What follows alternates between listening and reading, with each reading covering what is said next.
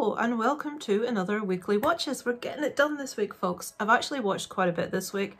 I've slacked off on the Christmas movies, only having watched one this last week, and we got some decent movies in instead. So let's get cracked straight on with what I watched in this last week. So we kick it off, guys, with Exorcist Believer. Now this one obviously isn't very popular. This is getting a lot of hate. People are saying it's terrible, it's awful. I didn't find it that way at all. I enjoyed it. I don't think it's the best film I've ever watched, but I really don't understand why people are hating on this one. So we have two girls that disappear into the woods in this one, ensue massive search, and they come back considerably altered. And obviously we're going to have an attempt at an exorcism in this one. Let me just see what other ratings we have here from people I know that have watched it.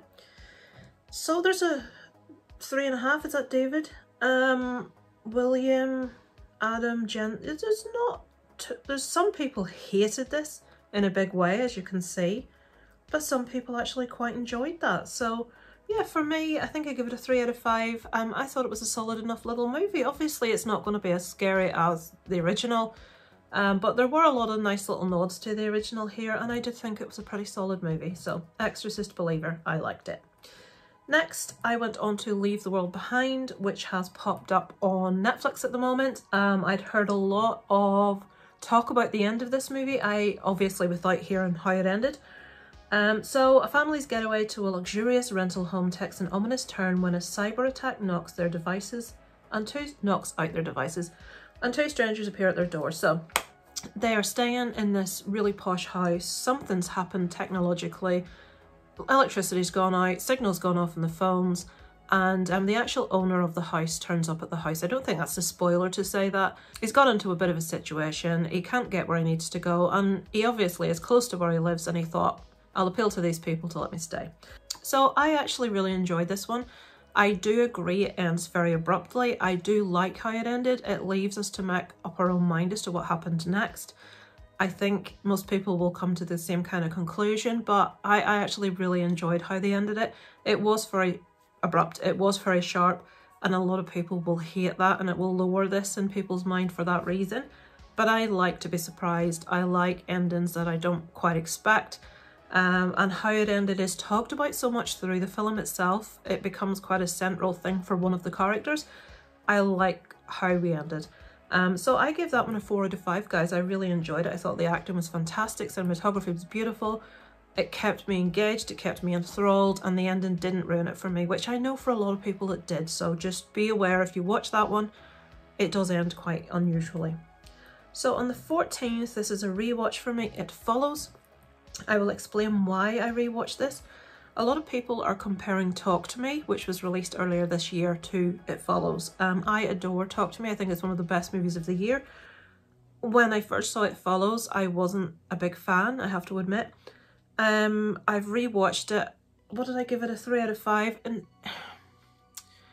I liked it. I didn't love it. I didn't think it was groundbreaking. I didn't think it was amazing. I just thought it was a solid enough little horror. I don't think I liked it any more than I did the first time.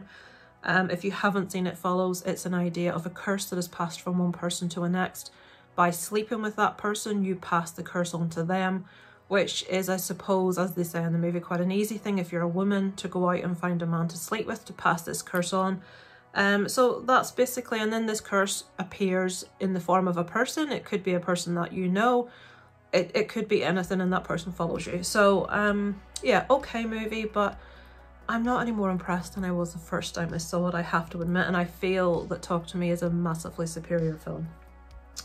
The Royal Hotel. So this is one that came to my attention when Mike from Did You See That spoke about it very highly.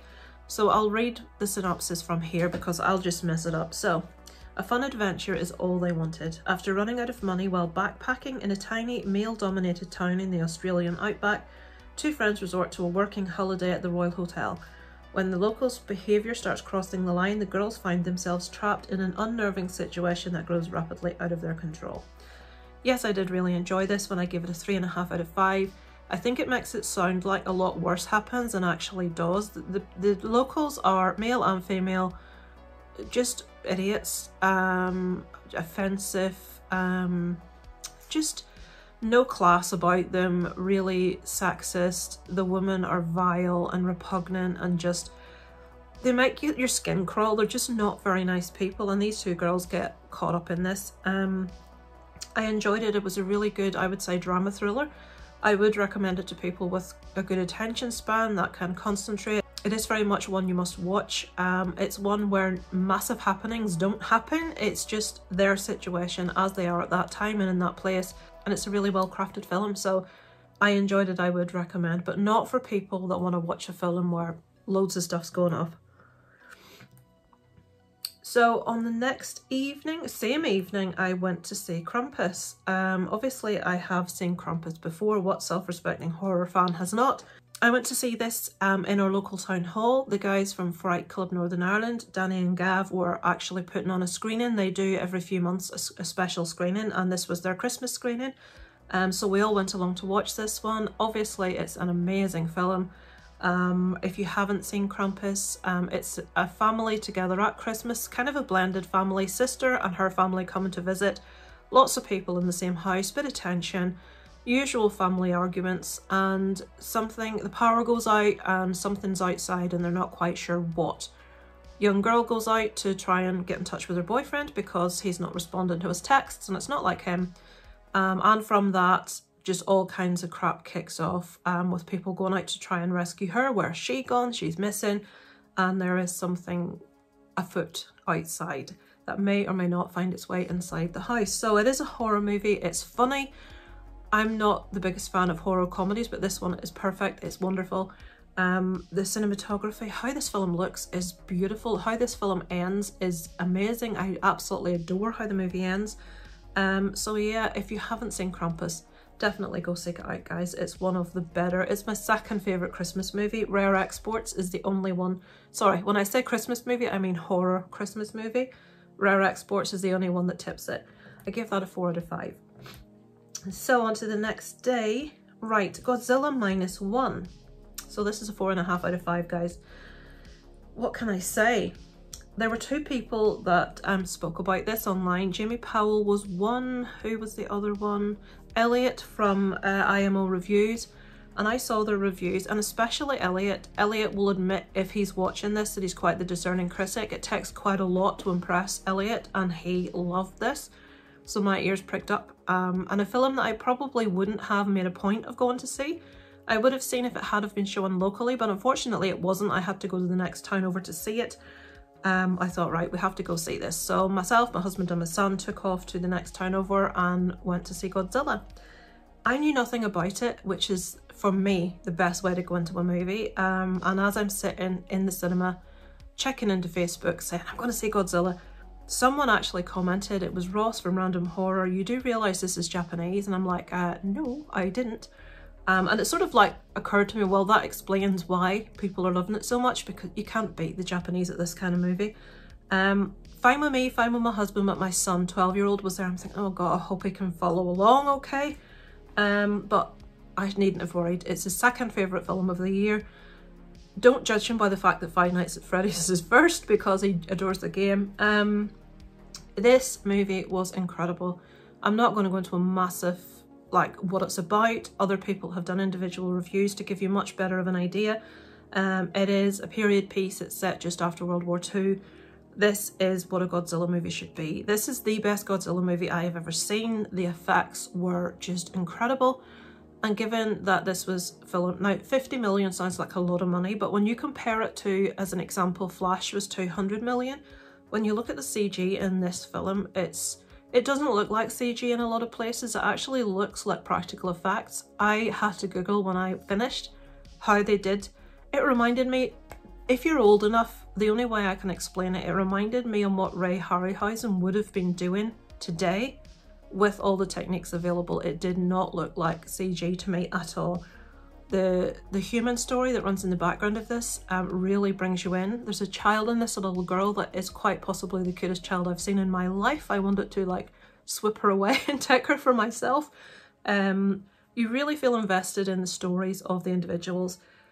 Godzilla, even though I think I read somewhere 9% of the film's runtime is Godzilla, But again, if you're of an older age, you will be used to, you didn't used to see the monster a lot, and that's what made the movie. You didn't see it every fart's end, you saw it occasionally. And when you did see it, boy did you see it, and it was awesome. They didn't hide parts, they didn't make it dark and shadowed. Amazing. I'll not rant anymore, but Godzilla -1. Thumbs up from all of us, we absolutely adored it. So that was Saturday. So Saturday I've got 2 other films in that day. So Anatomy of a Fall was the next one. I've been wanting to see this one for quite a while, but it took quite a while for it to be available to us. People in, like, when you're in the UK or Ireland, people in the US see some movies so further forward than you do, and it's really frustrating waiting for it. So Anatomy of a Fall. Anatomy don't shoot. So did she do it? A woman is suspected of her husband's murder, and their blind son faces a moral dilemma as the sole witness. Now that's a bit misleading, I feel. The son isn't really a sole witness. The son went out on a walk before the thing happened, so he wasn't there when it happened. So this follows a woman who is German, who lives with her husband who is French, in France. There's a lot of resentment, I suppose, in the marriage as to where they're at in life, and I'll not go into any detail. She doesn't really want to be living where she is. He is having issues, he's a writer, he's got writer's block. There's just, you can feel that underlying tension in their marriage. And he has a fall, or does he? And did she push him? Was she responsible? Did he have an accident, or did he commit suicide? So this movie starts off with the incident, although you don't see it happen. You see the aftermath, and we go through the court case of what actually happened. Now this movie, don't feel that this is a spoiler, but it doesn't actually tell you one way or another. It leaves you to decide whether you think it was an accident or she killed him. Now I did read, if you're a true crime fan, I did read that this is very loosely inspired by the events of The Staircase, which is probably one of my favourite true crime documentaries, where we have a woman that falls down a staircase. Her husband, Michael Peterson, did he push her? Did she have a fall? It's an intriguing court case. It actually was recreated into a drama where Colin Firth plays Michael Peterson. Really interesting story, but that's where the inspiration for this came from. So I give it a 3.5 out of 5. Thoroughly enjoyed it. It won't be for everyone. It's very dialogue heavy. It's very drama based. We pretty much just follow conversations all the way through, so you have to really be paying attention. We go from French to English a lot. Even though she's German, I don't remember hearing any German in the movie. Maybe a tiny bit, but very, very little. French and English. Mostly French, but English is spattered through there. On the same evening, Burial. Okay, I loved the idea of this movie, and I had much higher hopes for it than... I ended up giving it a 2.5. This one's called Burial. Some secrets should stay buried.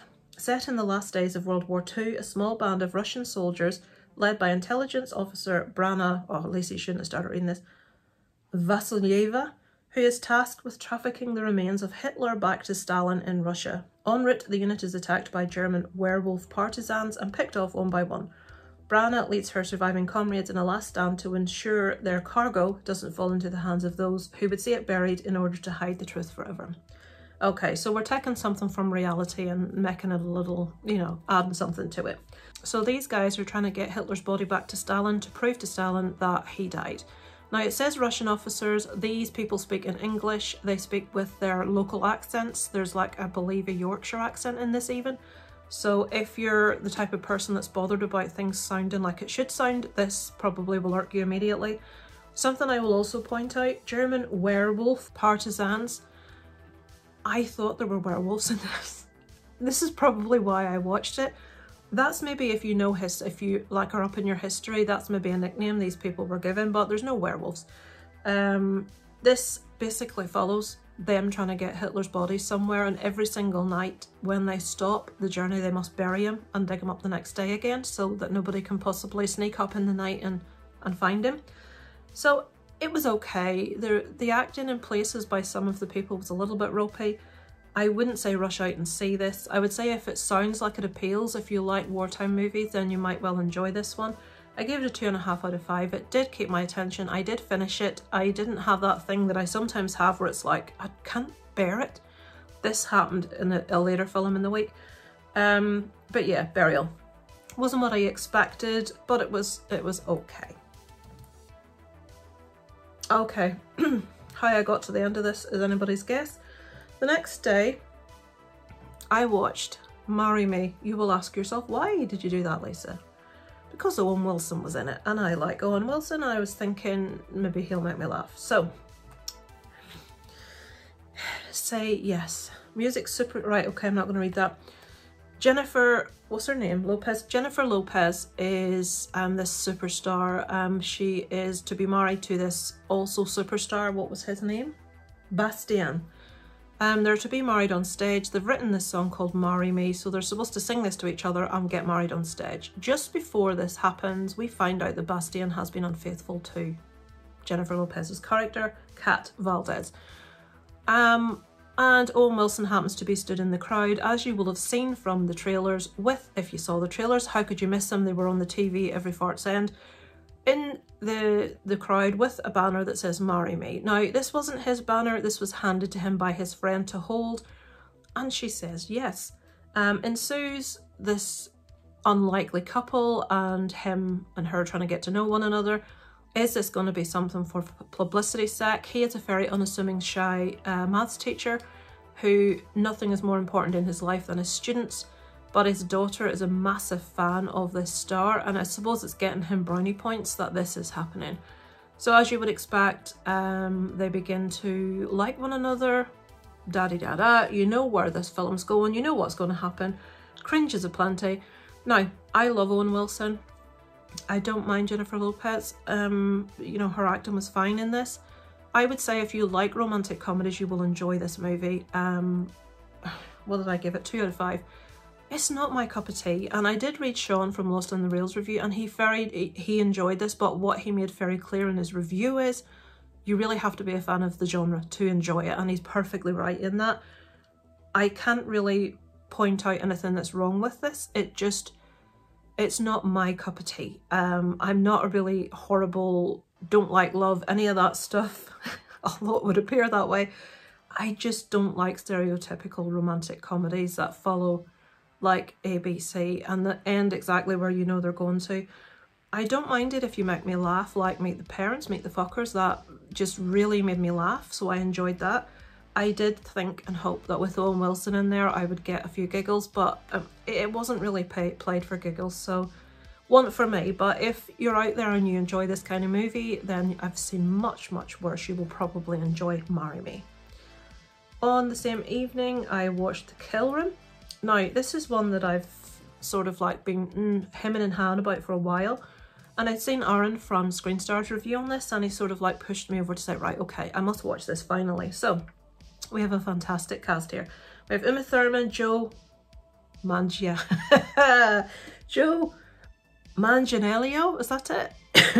Samuel L. Jackson, Maya Hawke, obviously famously Uma Thurman's daughter. I'll not read anyone else. So a hitman, his boss, an art dealer, and a money laundering scheme that accidentally turns the assassin into an overnight avant-garde sensation, one that forces her to play the art world against the underworld. This is an incredibly clever film. Even though this isn't meant to be a comedy, it made me laugh quite a bit, and I don't mean for the wrong reasons, I just find it really humorous. This was a pretty solid little movie, I really enjoyed it. I don't like anything to do with the mafia and that sort of, it just bores me, and this does have kind of that running underneath it, and I still enjoyed it. It is one that you have to watch, that you have to listen to. The performances are all excellent in this. Everyone is thoroughly believable in it. I would have liked to have seen a little bit more of Samuel L. Jackson because it's Samuel L. Jackson. Does he have it written in to like, is it written in anywhere? If we use Samuel L. Jackson, he must say motherfucker in the film. He should have it written in if he doesn't.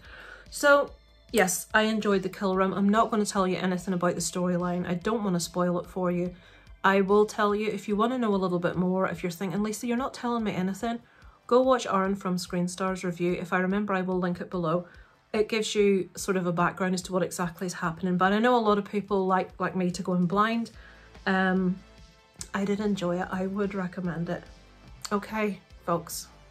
And finally, do you remember when I said to you that some movies I can't be doing with it, and I end them early? Where this is one. So, you know that thing where you leave the cinema And there's very few films where I've ever actually physically left the cinema. This is one of them. So I was at my parents' on my own, on the way home. This is showing. I hadn't seen it. What attracted me to it, quite simply, is the cast. It's got David Duchovny and Meg Ryan in. While I'm not going to say I'm the biggest Meg Ryan fan, I do think when it comes to rom-coms, it's very hard to beat Meg Ryan. Obviously Sleepless in Seattle, we can't argue that that's an amazing movie. When Harry Met Sally, I wasn't as big a fan of You've Got Mail, but okay, it's fine. Tom Hanks is in it, so we'll like it because Tom Hanks is in there. But I was interested in seeing a romantic film about two older people. Because we don't get to see that as much as I would like. I hark back to something like As Good As It Gets, which Arran also mentioned from Screen Stars. He also reviewed this and he liked it much more than I did, so don't just take what I say. So As Good As It Gets is probably one of my favourite romantic films. I think the characters are fantastic. It really moved me emotionally and it really made me laugh because the characters were just so multi-layered and interesting, which is the opposite that can be said for this. So Meg Ryan and David Duchovny are ex-partners. They haven't seen one another in decades. They run into each other at an airport where loads of flights have been cancelled. I can't remember why it is that there seems to be no one else there apart from them in the airport and this like announcer on the tannoy. So two ex-lovers get snowed in at a regional airport overnight, indefinitely delayed. Willa, a magical thinker, and Bill, a catastrophic one, find themselves just as attracted to and annoyed by one another as they did decades earlier. Right, full disclosure, I didn't finish this, guys. I think I managed maybe 45 minutes. And I know criticism has been levelled. How can you review a film or say what it was like if you didn't watch it all? And that, granted, I give you that. I couldn't be doing with it. I'm thinking I could be sat at home watching something I actually want to see, getting tucked into something nice and tasty to eat, but I'm sat here watching this banal crap. I didn't find it funny. I found it really disconcerting to actually look at Meg Ryan. I don't mean that to sound horrible, but she's had so much work done. She does not look like the person, you know, allow yourself to age. You know, we all age. It happens to every one of us. But she has just now got that same image that like Madonna has, where she just looks like an inflated doll version of her younger self. I don't understand it. I don't understand why. Well, I do, because in Hollywood as a woman you have to appear young to get cast. It just was distracting. That's all I'll say. It was very distracting because I just couldn't believe what she's done to her face. It's like, what have you done? I didn't find either character likeable. I found her really irritating and I found him really condescending, but not in a funny way. I need to feel a connection with the characters. Like in As Good As It Gets, Jack Nicholson's character is a bit of an arsehole. But you love him anyway. He has these issues and problems and he's a cantankerous, grumpy old git, but it doesn't stop you loving his character. In this, I just couldn't warm to either character. Nothing, you know, there is a lot of lengthy dialogue between the two about their history, and some people may enjoy this. I wasn't one of them. I will say Arran enjoyed it more than I did. He didn't love it. I think he rated this 6 out of 10, but he had a lot of more fun with it than I did. I give it a 1.5 out of 5, so what, a 3 out of 10? Just can't be doing with it, guys. I thought it was terrible. I didn't finish it. I left. So yeah, there's Dan. You can't see it on the screen. Activity from Friends. Dan has seen this from the Upside Down and he has given it a 2.5 out of 5. Dan is one of the most nice people about movies. Dan generally does rate romantic comedies quite high. He likes the genre. And he's given it a 2.5. And if Dan has given that a 2.5, that tells me all I need to know about that film.